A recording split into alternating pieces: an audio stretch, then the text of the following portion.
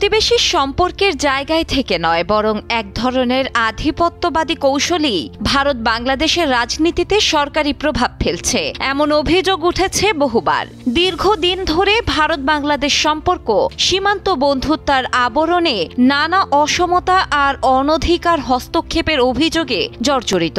অভ্যুত্থানের মুখে হাসিনা ভারতে পলায়নের সঙ্গে সঙ্গে সেই সম্পর্কে নতুন করে জমেছে দখল, লুট, পানি বঞ্চনা, রাজনৈতিক প্রভাব ও একতরফা সুবিধা আদায়ের নানা অভিযোগ। এই বাস্তবতায় ভারতের প্রধানমন্ত্রী নরেন্দ্র মোদীর উদ্দেশ্যে একটি কড়া চিঠি দিয়েছে জাতীয় গণতান্ত্রিক পার্টি জাগপা। এতে বাংলাদেশের সাবেক প্রধানমন্ত্রী শেখ হাসিনাকে জুলাই গণহত্যায় অভিযুক্ত করে তাকে ভারতের আশ্রয় দেওয়ার তীব্র নিন্দা জানানো হয়েছে। দাবি করা হয়েছে, ফ্যাসিস্ট ও গণহত্যাকারী হিসেবে অভিযুক্ত শেখ হাসিনার বিচার বাংলাদেশে হওয়া উচিত, কিন্তু ভারত তাকে সুরক্ষা দিয়ে সেই প্রক্রিয়াকে বাধাগ্রস্ত করছে। চিঠিতে বলা হয়েছে, শেখ হাসিনার বর্তমানে কোনো বৈধ বাংলাদেশি পাসপোর্ট নেই এবং তিনি আন্তর্জাতিক ট্রাইব্যুনালে মানবতা বিরোধী অপরাধে অভিযুক্ত। তা সত্ত্বেও ভারত সরকার তাকে আশ্রয় দিয়েছে, বাংলাদেশের জনগণের ন্যায় বিচার পাওয়ার অধিকারকে অস্বীকার করছে।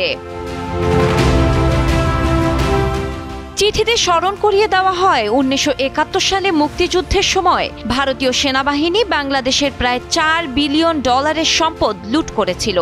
স্বাধীনতার পর থেকে আজ পর্যন্ত অভিন্ন 54টি নদীর পানি ন্যায্য হিস্সা থেকে বাংলাদেশকে বঞ্চিত করা হচ্ছে।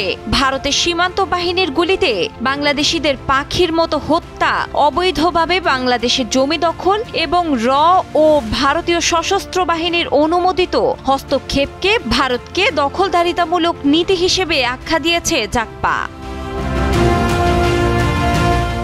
চিঠিতে ভারতের স্বাধীনতা দিবসের শুভেচ্ছা জানিয়ে বলা হয়, প্রকৃত স্বাধীনতা ও ন্যায়ের প্রতি সম্মান জানাতে হলে ভারতের উচিত শেখ হাসিনাকে অবিলম্বে বাংলাদেশের হাতে তুলে দেওয়া এবং তার বিচার নিশ্চিত করতে সহযোগিতা করা। বুধবার দুপুরে ঢাকায় ভারতীয় হাই কমিশনে মোদির উদ্দেশ্যে বাংলায় ও ইংরেজিতে লেখা চিঠিতে হস্তান্তর করে জাগপার একটি প্রতিনিধি দল।